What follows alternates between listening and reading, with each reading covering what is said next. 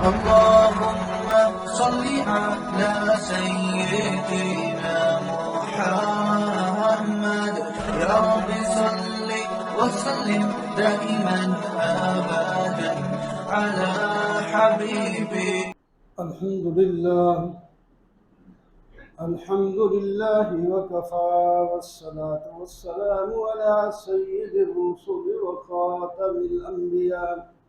أما بعد، فأعوذ بالله من الشيطان الرجيم.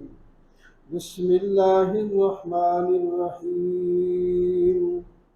والفجر وليال عشر والشفع والوتر والليل إذا يسر. صدق الله مولانا العظيم.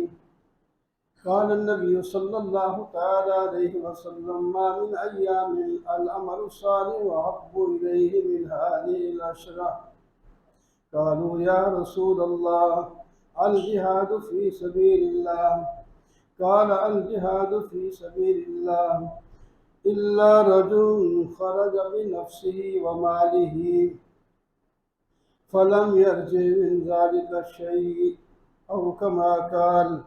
صدق رسوله النبي الكريم، ونحن على ذلك لمن الشاهدين والشاكرين، والحمد لله رب العالمين. اللهم صل على سيدنا ومولانا محمد وعلى آل سيدنا ومولانا محمد وبارك وسلم. محترم معزز سامعین، بزرگوں، دوستوں، عزیز، آج ذی القعدہ کی غالباً 26 تاریخ ہے۔ 3 یا 4 دن کے بعد ذوالحجہ کا چاند نظر آنے والا ہے۔ یہ بڑے دن جو ہیں بڑے اہم ہیں۔ زندگی کا ہر دن کیا، ہر لمحہ ہی اہم ہوتا ہے، لیکن جو قدر کرے تو اس کے لیے اہم ہے، جو نہیں قدر کرتا تو ویسے گزر جاتے وہ یہ دن بھی گزر جائیں، رمضان بھی گزر گیا، لیلۃ القدر بھی گزر گئی، یہ دن بھی گزر جائیں گے، لیکن ایک دوسرے کو بتانا، متوجہ کرنا، شاید دل میں بات بیٹھ جائے اور عمل ہو جائے، ترقی ہو جائے، فائدہ ہو جائے۔ تو یہ ایام حج چل رہے ہیں، جیسا کہ آپ حج کے بارے میں گفتگو سن رہے تھے۔ حج ایک عمل ہے اور فرض عمل ہے، لیکن ہر ایک پر فرض نہیں، جو وہاں جا سکتا ہے اس کے لیے فرض ہے، اور بعض دفعہ فرض نہیں بھی ہوتا، اس کے لیے آدمی ارادہ پختہ کر لے کہ میں اس پوزیشن میں تو نہیں ہوں کہ وہاں جا سکوں، لیکن ارادہ ہے، چاہت ہے کہ اللہ کے گھر جاؤں، وہاں طواف کروں، مینا میں جاؤں، عرفات میں جاؤں، اور جمرات پہ شیطان کو کنکریاں ماروں، یہ دل چاہتا ہے، اور تڑپ ہوتی ہے بعض لوگوں میں اتنی کہ اللہ تعالیٰ ہی جانتا ہے کتنی۔ تو پھر اللہ تعالیٰ مسبب الاسباب ہیں، سبب بھی بنا دیتے ہیں۔ کراچی میں مفتی محمد شفیع مفتی اعظم کے نام سے مشہور تھے، ان کے پھر بیٹے مفتی رفیع عثمانی جو پچھلے سال وفات پا چکے ہیں، ان کو یعنی مفتی محمد شفیع رحمہ اللہ نے اپنے بیٹے مفتی رفیع عثمانی جب اس درجے کے نہیں تھے تو بیٹے چھوٹے تھے، 12 چھوٹی کتابیں پڑھاتے ہوں گے، ایک دن کہنے لگے بیٹا حج کا ارادہ نہیں ہے؟ حضرت ارادہ تو ہے، کس کا ارادہ نہیں؟ ارادہ تو ہر مسلمان کا ہوتا ہی ہے۔ فرمایا ارادہ صرف اس طرح نہیں ہوتا، ارادے کے لیے کچھ کرنا بھی پڑتا ہے، کچھ جمع کیا ہے، جمع میں کیا کروں، مختصر سی تنخواہ ملتی ہے، وہ تو گزارا مہینے کا بھی نہیں ہوتا۔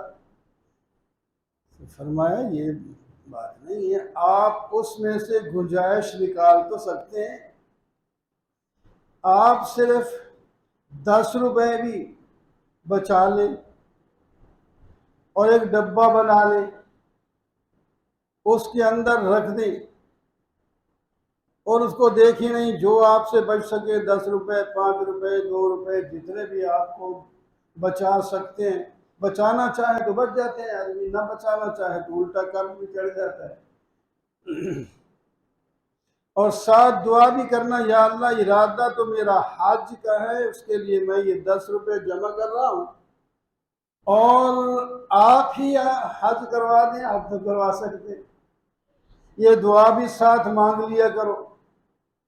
اور سال گزر گیا، وہ رکھتے رہے، مہینہ میں جتنا بھی اس سے بچتا تھا۔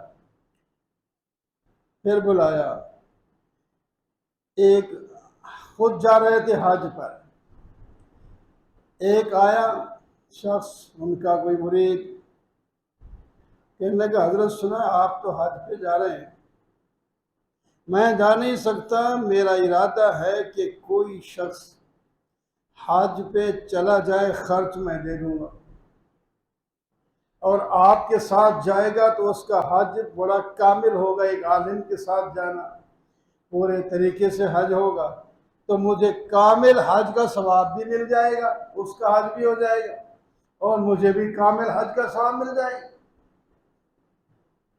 تو فرمایا ٹھیک ہے۔ بلایا بیٹے کو، رفیع صاحب، ہاں جی کیا ہوا، کتنا تیار رکھا ہے، کتنے پیسے؟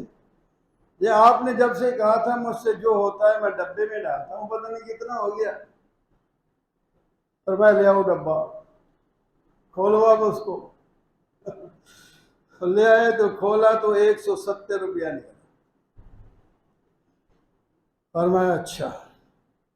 اس سے کہا بھائی اس نے حج پہ جانا تھا، 170 روپیہ اس کا ہو گیا، اور باقی پھر آپ ڈال دیں۔ اس وقت جس وقت کی بات ہے 5400 روپے خرچ ہوتے تھے حج پر، اس وقت کی بات ہے، صرف 5400۔ 170 روپیہ اس نے جمع کر لیا ہے، باقی آپ ڈال لیں۔ تو کہنے لگا نہیں، یہ 170 ان کو کہو اپنے پاس رکھیں، اور میں سارے 5400 دے دیتا ہوں۔ فرمایا نہیں، اس نے حج کے لیے جمع کیا 170 روپیہ، 170 روپیہ وہ تو حج پہ ہی خرچ کرے گا، اور بقایا آپ دے دیں۔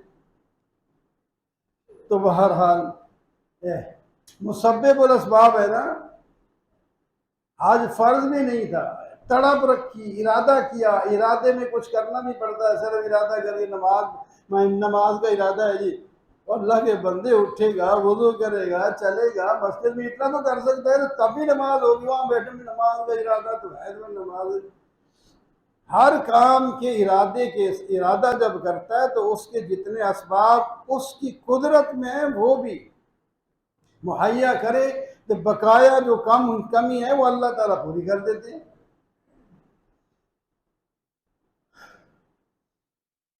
یہاں یہ واقعہ بھی، اور دوسرا واقعہ سنایا حج کا۔ ایک ہندوستان میں شخص تھے، وہ حج کو پہنچے ہوئے ہیں، مدرسہ سعودیہ وہاں پہنچے اور رو رہے ہیں اور پوچھ رہے ہیں یار ہندو کے پیسے سے بھی حج ہو جاتا ہے؟ وہاں علماء بیٹھے تھے، مفتی، تو ان سے پوچھنے کے لیے، رسات روتا ہے، سفید داڑھی ہے، بوڑھا آدمی ہے، یہ بات تو بتاؤ، بات کیا ہے؟ یہ ہے کہ میں اپنے ایک ساتھی کو حج پہ روانہ کیا، کہ میرے دل میں تڑپ تھی میں نے بھی جانا ہے آج پر، تو جا نہیں سکا، تو اس واسطے میں واپس روتا ہوا جا رہا تھا۔ اب ایک بنیے کی دکان تھی، اس سے ملنے جلنے والے تھے، اس کو ہم چاچا کہتے تھے۔ اس نے کہا بھائی کہاں کیوں روتے، رونے کی کیا بات ہے؟ کہ رونے کی تو یہ بات ہے کہ میرا ساتھی تھا، وہ حج پہ چلا گیا، اور میرے دل میں تڑپ تھی جانے کی، تو میرے پاس اسباب نہیں ہے جانے کے لیے، اس واسطے مجھے رونا آ رہا ہے، اور کیوں رو رہا ہے؟ اچھا کوئی بات نہیں، پکڑو پیسے لے چلے جاؤ تم بھی حج میں۔ مجھے خطرہ ہو گیا، یہ تو سود لگائیں گے، قرض ہی دے رہا ہوگا۔ سود لگائے گئے تھے، میں تو ساری زندگی بعد اس کے نیچے رہوں گا۔ میں نے اس کا منشی مسلمان تھا، اس سے پوچھا میں کہ یہ اس طرح کہہ تو رہے تو لیکن میری زندگی تو ساری پھر اس کی گروی ہو جائے گی نا، میں کیسے ادا کروں گا؟ اس نے کہا چلو بات کر لیتے ہیں۔ اس سے بات کی، بلاؤ، اس کو بلایا تو ناراض ہوا، ادھر تو مجھے چچا کہتا ہے، ادھر کہتا ہے میں کر دوں گا، یہ میں نے تجھے مفت دے دیے ہیں، جاؤ حج کرو، میں نے ایک پیسہ بھی نہیں لینا۔ اس طرح اللہ تعالیٰ جب تڑپ ہو نا، تڑپ، لوگ بعض بچوں کو سکھاتے ہیں بھائی حج نہیں جاتے، حج چھوٹے چھوٹے بچوں کو بھی، اور روز جو خرچہ آپ لیتے ہیں 10 روپے 5 روپے 15، اس میں سے رکھو ادھر، جمع کرو اس نیت سے کہ میں حج پہ جانا ہے، شوق ہو جاتا ہے، میں رکھنا شروع کر دیا، تو ایک نہ ایک دن وہ بھی جمع ہو جاتے ہیں، پھر اللہ تعالیٰ اور بھی اسباب پیدا کرتا ہے۔ تو حج کا عمل، یہ احرام تو شوال سے باندھنا جائز ہو جاتا ہے، لیکن اصل اعمال جو ہیں اس اگلے مہینے میں، وہ بھی 8 سے 13 تاریخ تک، بس 5 دنوں میں ادا ہوتے ہیں حج کے کام۔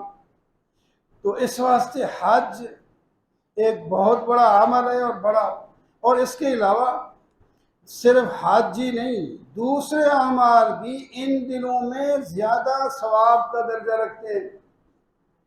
ابھی میں نے حدیث پڑھی، آپ صلی اللہ علیہ وسلم نے فرمایا ان 10 دنوں میں جتنا نیک عمل اللہ کو محبوب ہوتا ہے، یہاں قربانی اور حج کی بات نہیں کی، کوئی بھی نیک عمل، تلاوت ہے، ذکر ہے، دعائیں ہیں، یہ سب نیک عمل ہوتے ہیں، کسی تو جتنا اللہ تعالیٰ کو پسند ہے اور کسی مہینے اور کسی دن میں اتنا پسند نہیں ہوتا، تو اس واسطے وہ دن ابھی آ رہے ہیں، میں اس کے بارے میں کہہ رہا ہوں کہ یہ جو اگلا 10 دن آ رہے ہیں یہ بہت بڑے اہم ہیں، بڑا ثواب ملتا ہے، اس کا ضائع نہیں کرنا چاہیے۔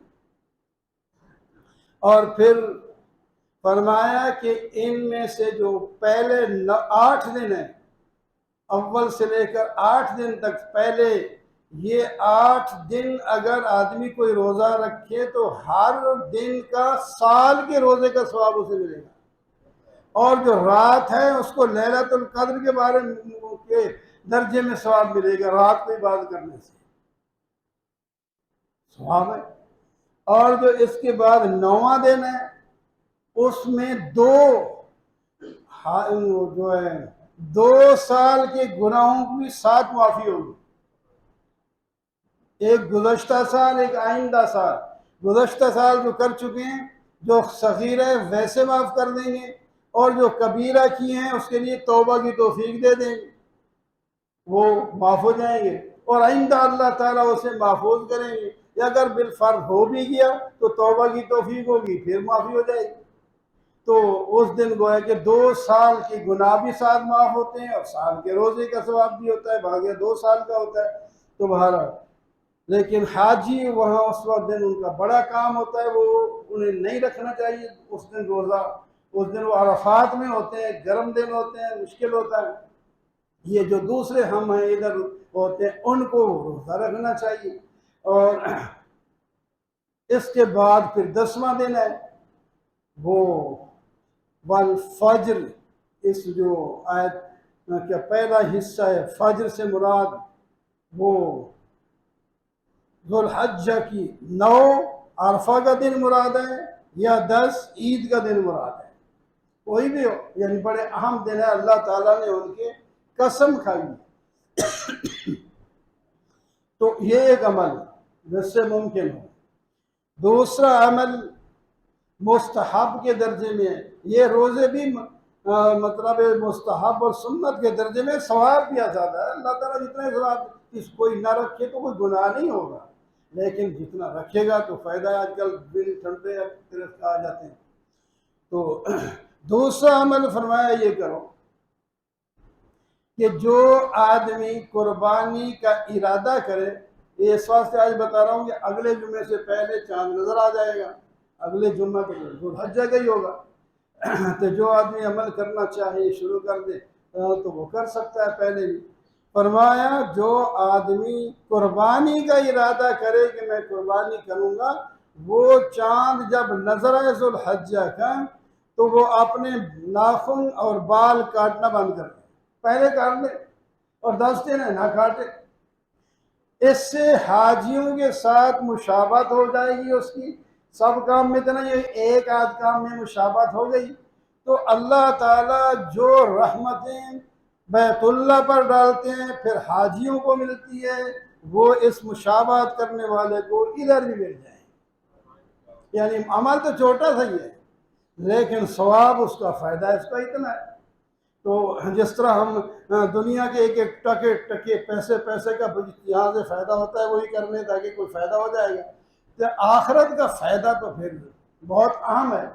تو لہٰذا جو آدمی قربانی کر سکتا ہے اور ارادہ ہے تو وہ ان دنوں کے اندر حجامت پہلے بنا لے، آخر عید والے دن میرا خیال آخر بنا لے، منگل پہلا دن ہوگا یا بدھ کو پہلا دن ہوگا، 29-30 کا فرق ہوتا ہے، تو یہ کام بھی کر لے۔